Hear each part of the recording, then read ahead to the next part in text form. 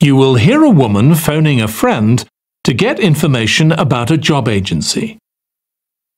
First, you have some time to look at questions 1 to 5.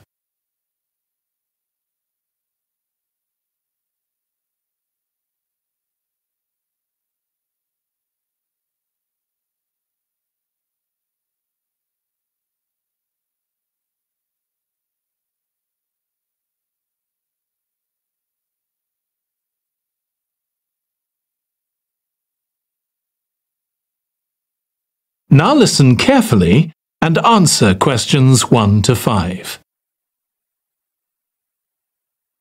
Hello, William. This is Amber. You said to phone if I wanted to get more information about the job agency you mentioned. Is now a good time? Hi, Amber. Yes, fine. So the agency I was talking about is called Bankside.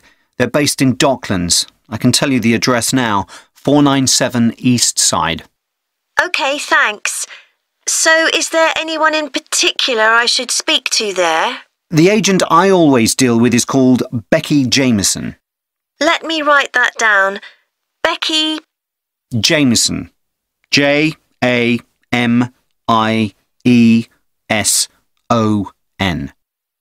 Do you have her direct line? Yes, it's in my contacts somewhere. Right, here we are. 07866 510 333. I wouldn't call her until the afternoon if I were you.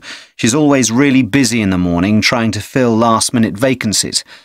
She's really helpful and friendly, so I'm sure it would be worth getting in touch with her for an informal chat. It's mainly clerical and admin jobs they deal with, isn't it? That's right.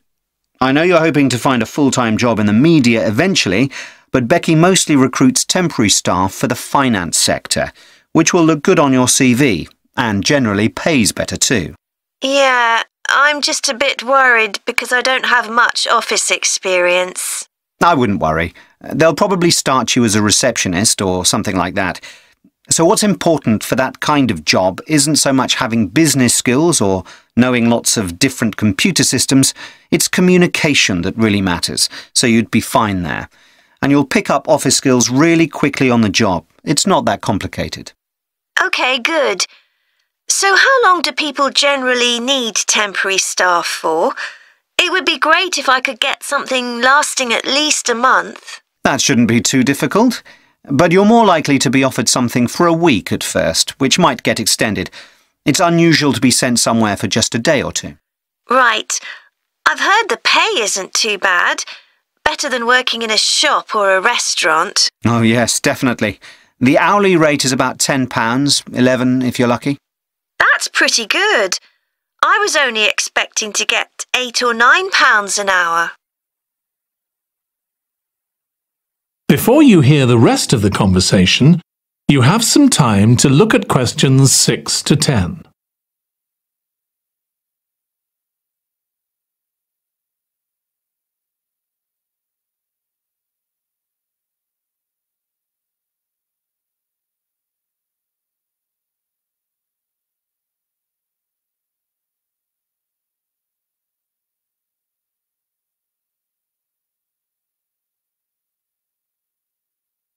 Now listen and answer questions 6 to 10. Do you want me to tell you anything about the registration process? Yes, please. I know you have to have an interview. The interview usually takes about an hour, and you should arrange that about a week in advance. I suppose I should dress smartly if it's for office work. I can probably borrow a suit from Mum. Good idea. It's better to look too smart than too casual. Will I need to bring copies of my exam certificates or anything like that? No, they don't need to see those, I don't think. What about my passport? Oh yes, they will ask to see that. OK. I wouldn't get stressed about the interview, though. It's just a chance for them to build a relationship with you, so they can try and match you to a job which you'll like. So there are questions about personality that they always ask candidates, fairly basic ones, and they probably won't ask anything too difficult, like what your plans are for the future. Hope not. Anyway, there are lots of benefits to using an agency. For example, the interview will be useful because they'll give you feedback on your performance so you can improve next time. And they'll have access to jobs which aren't advertised. Exactly. Most temporary jobs aren't advertised. And I expect finding a temporary job this way takes a lot less time. It's much easier than ringing up individual companies. Yes, indeed. Well, I think I've covered everything. That is the end of part 1. You now have 1 minute to check your answers to part 1. Part 2. You will hear a woman giving a presentation about a holiday on an island in Britain that her company organises. First, you have some time to look at questions 11 to 14.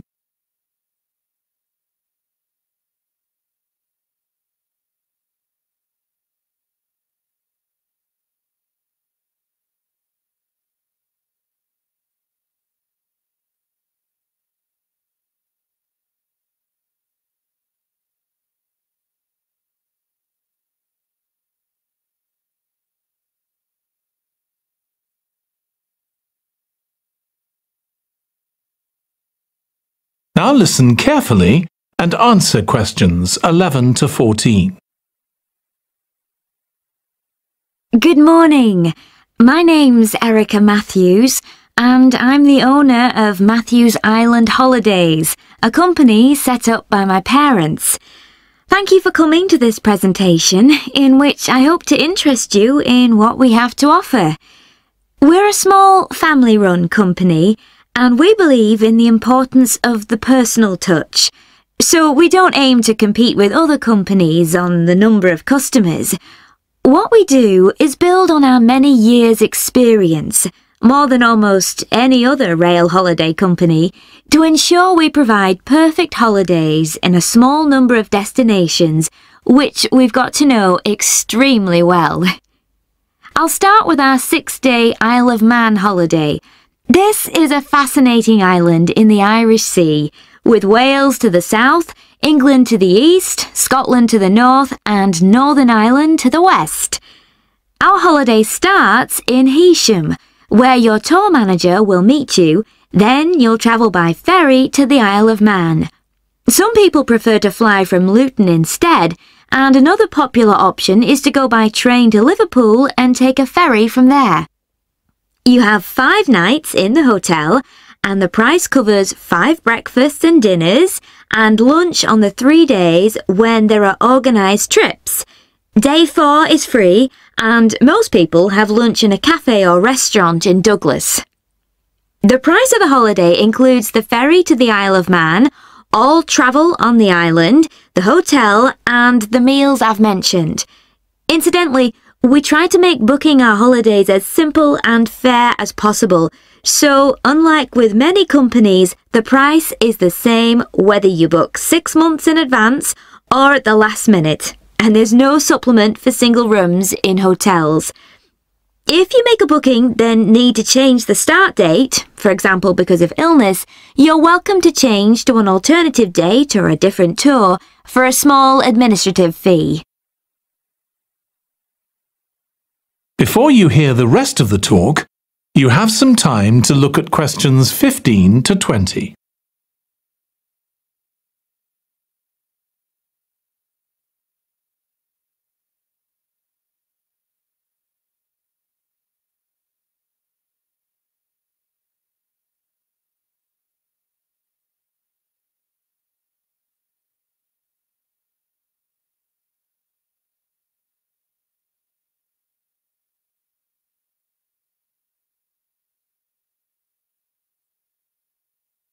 Now listen and answer questions 15 to 20.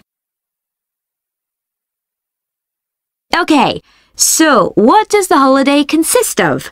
Well, on day 1, you'll arrive in time for a short introduction by your tour manager, followed by dinner in the hotel. The dining room looks out at the river, close to where it flows into the harbour, and there's usually plenty of activity going on. On day 2, you'll take the coach to the small town of Peel, on the way calling in at the Tynwald exhibition. The Isle of Man isn't part of the United Kingdom, and it has its own parliament called Tynwald. It's claimed that this is the world's oldest parliament that's still functioning, and that it dates back to 979.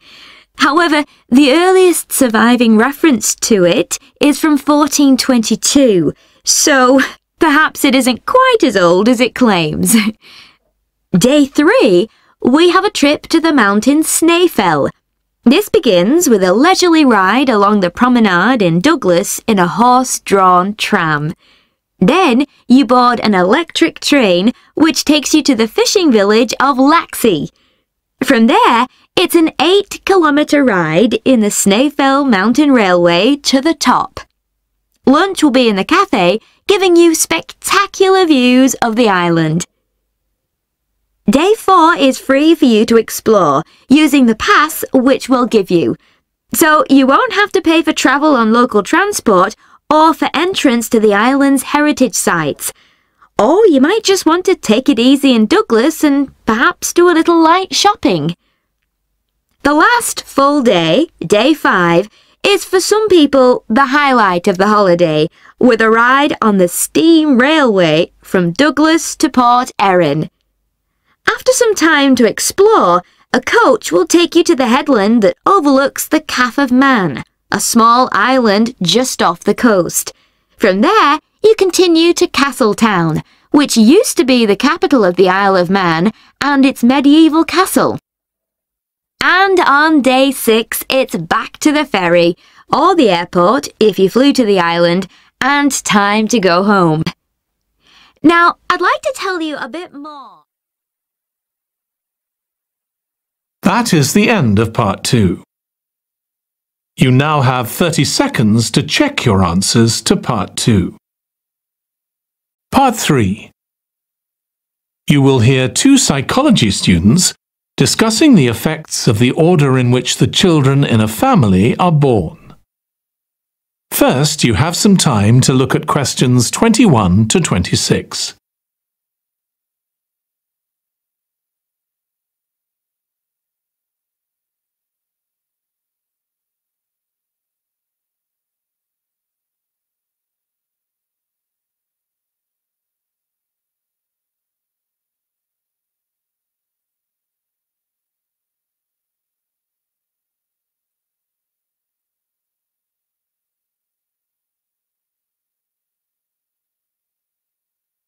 Now listen carefully and answer questions 21 to 26. Ed, how are you getting on with the reading for our presentation next week? Well, okay, Ruth, but there's so much of it. I know. I hadn't realised birth order was such a popular area of research. But the stuff on birth order and personality is mostly unreliable. From what I've been reading, a lot of the claims about how your position in the family determines certain personality traits are just stereotypes, with no robust evidence to support them. OK, but that's an interesting point. We could start by outlining what previous research has shown. There are studies going back over 100 years. Yeah, so we could just run through some of the typical traits. Like the consensus seems to be that oldest children are generally less well-adjusted, because they never get over the arrival of a younger sibling. Right, but on a positive note, some studies claim that they were thought to be good at nurturing. Certainly in the past, when people had large families, they would have been expected to look after the younger ones. There isn't such a clear picture for middle children, but one trait that a lot of the studies mention is that they are easier to get on with than older or younger siblings. Generally eager to please and helpful. Although that's certainly not accurate as far as my family goes. My middle brother was a nightmare, always causing fights and envious of whatever I had. As I said, none of this seems to relate to my own experience. I'm the youngest in my family, and I don't recognise myself in any of the studies I've read about. I'm supposed to have been a sociable and confident child who made friends easily, but I was actually terribly shy. Really? That's funny. There have been hundreds of studies on twins, but mostly about nurture versus nature. There was one on personality which said that a twin is likely to be quite shy in social situations because they always have their twin around to depend on for support. My cousins were like that when they were small. They were only interested in each other and found it hard to engage with other kids. They're fine now, though. Only children have had a really bad press. A lot of studies have branded them as loners who think the world revolves around them because they've never had to fight for their parents' attention. That does seem a bit harsh. One category I hadn't considered before was children with much older siblings. A couple of studies mentioned that these children grow up more quickly and are expected to do basic things for themselves, like getting dressed. I can see how that might be true, although I expect they're sometimes the exact opposite, playing the baby role and clamouring for special treatment. Before you hear the rest of the discussion, you have some time to look at questions 27 to 30.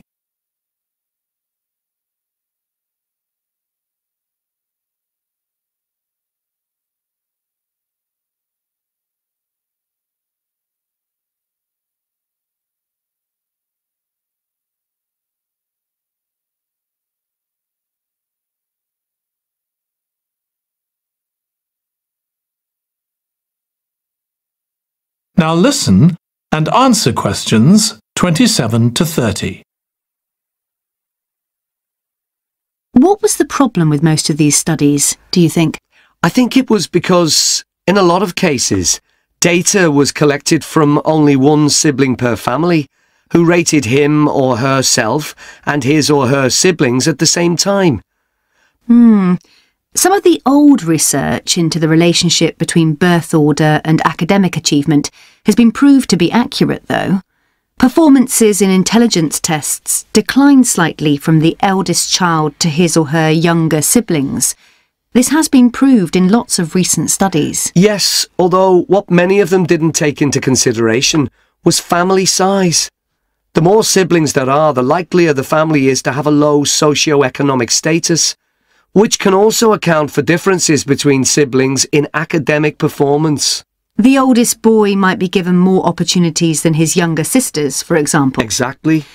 But the main reason for the marginally higher academic performance of oldest children is quite surprising, I think. It's not only that they benefit intellectually from extra attention at a young age, which is what I would have expected. It's that they benefit from being teachers for their younger siblings by verbalising processes. Right. And this gives them status and confidence, which again contributes in a small way to better performance. So, would you say sibling rivalry has been a useful thing for you? I think so. My younger brother was incredibly annoying, and we fought a lot. But I think this has made me a stronger person. I know how to defend myself. We had some terrible arguments, and I would have died rather than apologise to him. But we had to put up with each other, and most of the time we coexisted amicably enough. Yes, my situation was pretty similar. But I don't think having two older brothers made me any less selfish. I was never prepared to let my brothers use any of my stuff. That's perfectly normal, whereas sometimes... That is the end of part 3. You now have 30 seconds to check your answers to part 3. Part 4. You will hear a student giving a presentation about a type of tree known as the eucalyptus, which is common in Australia. First, you have some time to look at questions 31 to 40.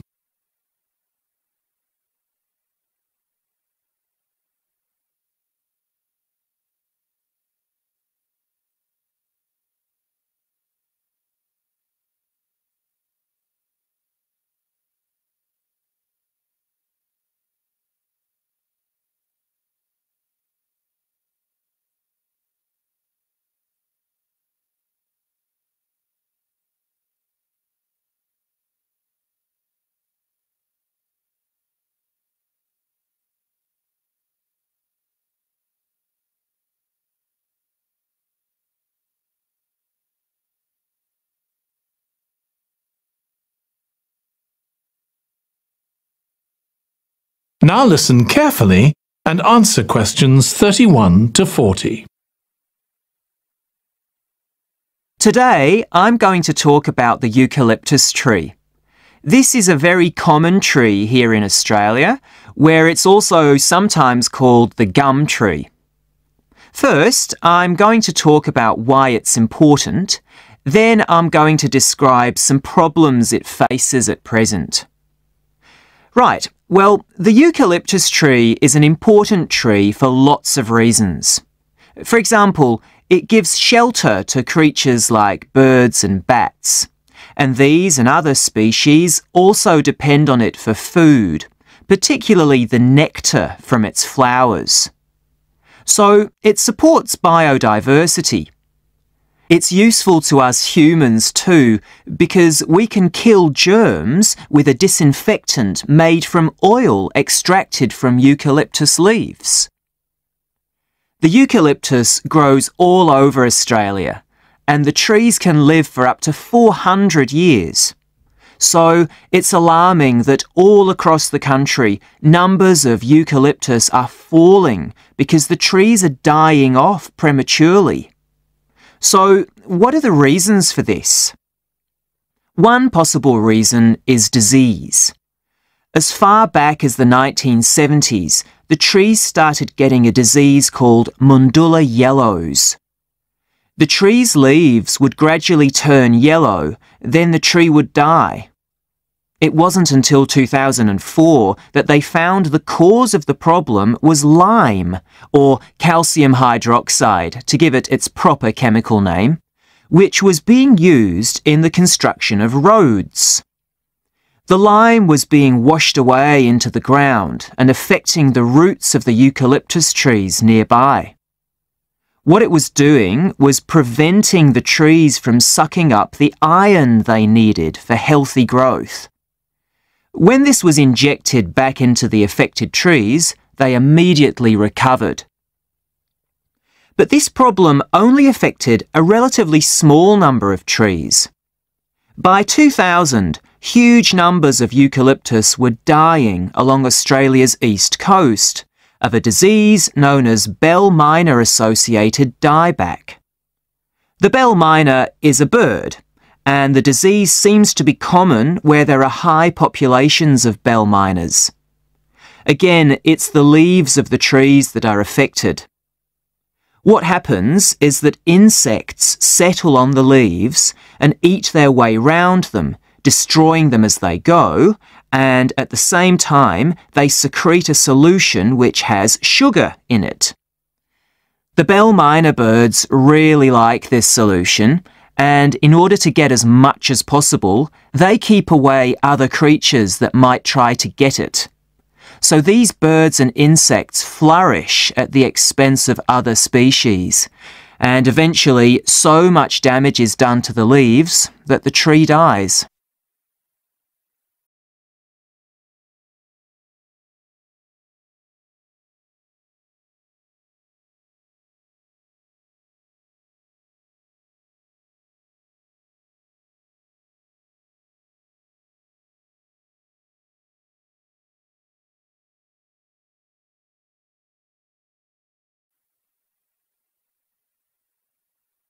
But experts say that trees can start looking sick before any sign of bell miner-associated dieback.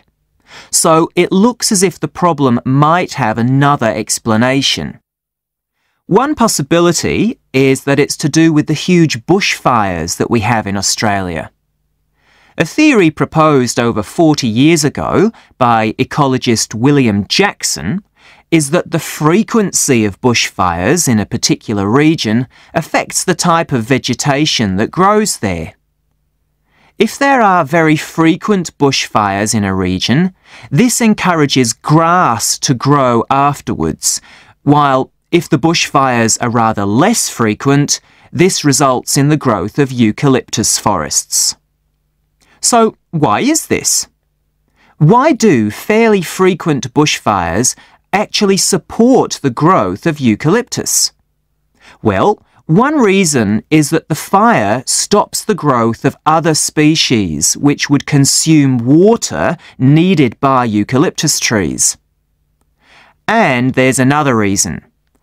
If these other quick-growing species of bushes and plants are allowed to proliferate, they harm the eucalyptus in another way by affecting the composition of the soil and removing nutrients from it. So some bushfires are actually essential for the eucalyptus to survive as long as they are not too frequent. In fact, there's evidence that Australia's Indigenous people practiced regular burning of bushland for thousands of years before the arrival of the Europeans. But since Europeans arrived on the continent, the number of bushfires has been strictly controlled. Now, scientists believe that this reduced frequency of bushfires to low levels has led to what's known as dry rainforest, which seems an odd name as usually we associate tropical rainforest with wet conditions. And what's special about this type of rainforest? Well, unlike tropical rainforest, which is a rich ecosystem, this type of ecosystem is usually a simple one. It has very thick, dense vegetation, but not much variety of species. The vegetation provides lots of shade, so one species that does find it ideal is the bell myna bird, which builds its nests in the undergrowth there. But again, that's not helpful for the eucalyptus tree. That is the end of part 4. You now have 1 minute to check your answers to part 4.